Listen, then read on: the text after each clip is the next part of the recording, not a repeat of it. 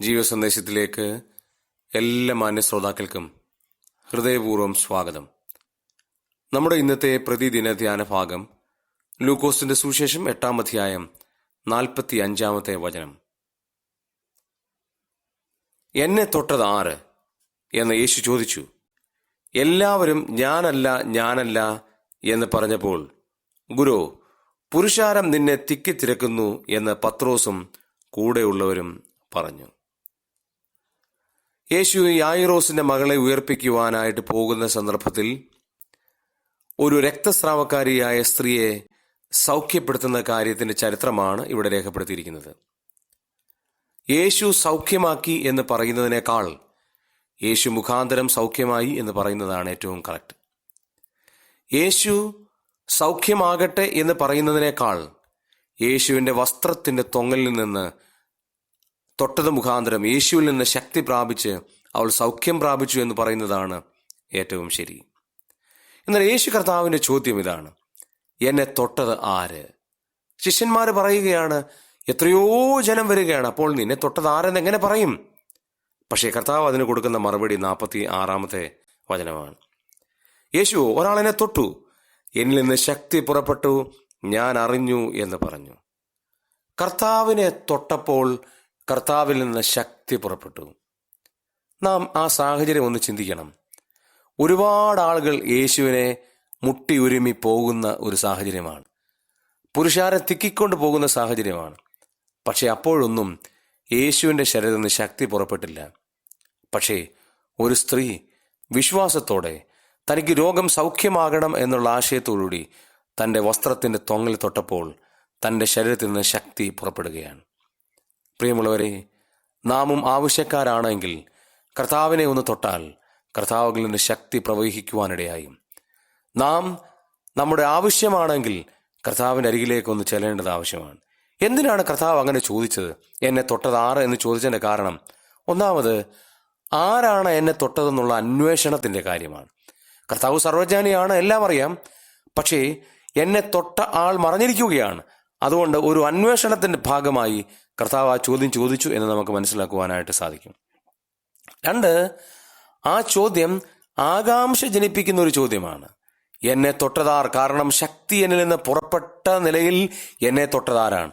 കർത്താവിൻ്റെ ഈഗർനെസ്, കർത്താവിൻ്റെ ആ വലിയ ആരാണ് എന്നറിയാനുള്ള അദമ്യമായ ആഗ്രഹം, കർത്താവിൻ്റെ ശരീരത്തിൽ നിന്ന് ശക്തി പുറപ്പെട്ട് സൗഖ്യം പ്രാപിച്ച ആ വ്യക്തിയെ ഒന്ന് കാണാൻ കർത്താവ് ചോദിക്കുകയാണ്, എന്നെ തൊട്ടത് ആര്? 3, ആ ചോദ്യം വളരെ ഉത്തേജനാത്മകമായിരിക്കുന്ന ഒരു ചോദ്യമാണ്. അവരെ ശിക്ഷിക്കാനല്ല കർത്താവ് വിളിക്കുന്നത്, പിന്നെയോ പ്രോത്സാഹിപ്പിക്കാനാണ്. അതുകൊണ്ടാണ് കർത്താവ് ചോദിച്ചത്, എന്നെ തൊട്ടത് ആര്? എന്നിൽ നിന്ന് ശക്തി പുറപ്പെട്ടു, അവർക്ക് സൗഖ്യം വന്നിട്ടുണ്ട് എന്നുള്ളത് കർത്താവിന് ഉറപ്പായിരുന്നു. അതുകൊണ്ട് അത് ഒരു പ്രോത്സാഹനമായിരിക്കുന്ന ഒരു ചോദ്യമാണ്. അതിനെക്കാട്ടിലും 4-ാമത്തെ കാര്യം, ആ ചോദ്യം ഒരു വലിയ ശക്തി പ്രവഹിക്കുന്ന ചോദ്യമാണ്. എന്നെ തൊട്ടത് ആർ എന്ന് കർത്താവ് ചോദിക്കുമ്പോൾ അതൊരു ശക്തി പ്രഭാവത്തിൻ്റെ, ശക്തി പകരലിൻ്റെ കൂടിച്ചേരലുകൂടെ ആയിരുന്നു എന്നുള്ളത് മനസ്സിലാക്കണം. കാരണം യേശുവിൻ്റെ വസ്ത്രത്തിൻ്റെ തൊങ്ങലെങ്കിലും തൊട്ടാൽ എനിക്ക് സൗഖ്യം വരും എന്ന് അവൾ ഹൃദയത്തിൽ വിശ്വസിച്ചിട്ട്, അവൾ ഹൃദയപൂർവ്വം അംഗീകരിച്ചിട്ട് യേശുവിൻ്റെ വസ്ത്രത്തിന്മേൽ തൊടുകയാണ്.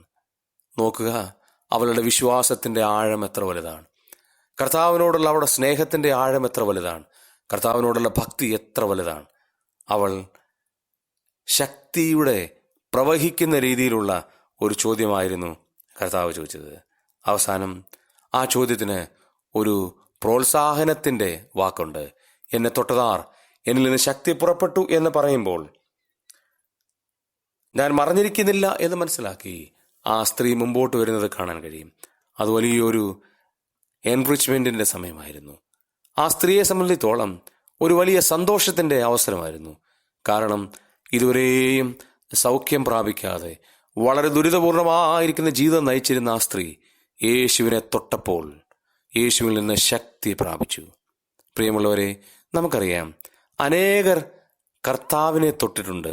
കർത്താവ് തൊട്ടവരാണ് കൂടുതൽ ആളുകളും. പക്ഷെ ഇവിടെ ഒരാൾ കർത്താവിനെ വിശ്വസ്താപൂർവ്വം തൊടുകയാണ്.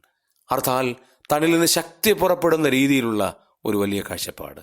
പ്രിയമുള്ളവരെ, നമുക്ക് കർത്താവിൻ്റെ അടുത്തേക്കൊന്ന് ചെല്ലാം. ആ കർത്താവിൽ നിന്ന് ശക്തി പ്രാപിക്കാം. നാം വായിക്കുന്നുണ്ട് യശയ്യാപ്രവചനത്തിൽ, ബാല്യക്കാർ ഇടറി വീഴും, യൗവനക്കാരൊക്കെ താളടിയായിപ്പോവും, യഹോവയെ കാത്തിരിക്കുന്നവർ ശക്തിയെ പുഴുക്കും. അവർ കഴുകന്മാരെ പോലെ ചിറകടിച്ച് കയറും. അവർ ശക്തിയെ പുതുക്കുന്ന ഒരു വലിയ ആത്മീക ചൈതന്യത്തിലേക്ക് വരാനായിട്ട് പോവുകയാണ്. പ്രിയമുള്ളവരെ, നാം ഏത് സ്റ്റാൻഡിലാണ്? കർത്താവിനെ തൊടുന്ന, കർത്താവിനോട് ശക്തി പ്രാപിക്കുന്ന, കർത്താവിൽ നിന്ന് ശക്തി പ്രവഹിക്കുന്ന ഒരു വലിയ ടച്ച് ചെയ്യുവാൻ നാം ആഗ്രഹിക്കുന്നുണ്ടോ? അതെ, യാബോക്ക് കടവെങ്കിൽ യാക്കോബ് വീണുപോയതുപോലെ നമുക്കും കർത്താവിനോട് ചോദിക്കാം, കർത്താവേ, എന്നെ ഒന്ന് അനുഗ്രഹിക്കണം. എന്നെ അനുഗ്രഹിച്ചല്ലാതെ ഞാൻ നിന്നെ വിടുകയില്ല. അത് ബലമായിട്ടല്ല, അപേക്ഷയായി നമുക്കൊന്ന് ചിന്തിച്ച് നോക്കാം. കർത്താവിൽ നിന്ന് ശക്തി പ്രാപിക്കുവാനും കർത്താവിനെ തൊട്ടത് ആരെന്ന് വളരെ വ്യക്തമായി മറ്റുള്ളവർക്ക് മനസ്സിലാകുവാനും നമ്മുടെ ജീവിതം കൊണ്ട് ഇടയാകട്ടെ. ദൈവനാമം മഹത്വപ്പെടുമാറാകട്ടെ. പിതാവേ, നന്ദിയോടെ സ്തോത്രം. ഒരു ദിവസം കൂടെ നൽകിയുണ്ട് സ്തോത്രം. ഈ ദിവസം അങ്ങയുടെ വചനം കേൾക്കുവാൻ ഇടയാകുകൊണ്ട് ഞങ്ങൾ നന്ദി പറയുന്നു. വചനം കേൾക്കുന്ന എല്ലാവരെയും അനുഗ്രഹിക്കണമേ. രോഗികളായി ബുദ്ധിമുട്ട് അനുഭവിക്കുന്നവർക്ക് വിടുതലിന്റെ കരം നീട്ടണമേ. പ്രാർത്ഥന കേട്ടുകൊണ്ട് നന്ദി. യേശു ക്രിസ്തുവിന്റെ സന്നിധിയിലുള്ള നാമത്തിൽ തന്നെ, ആമേൻ.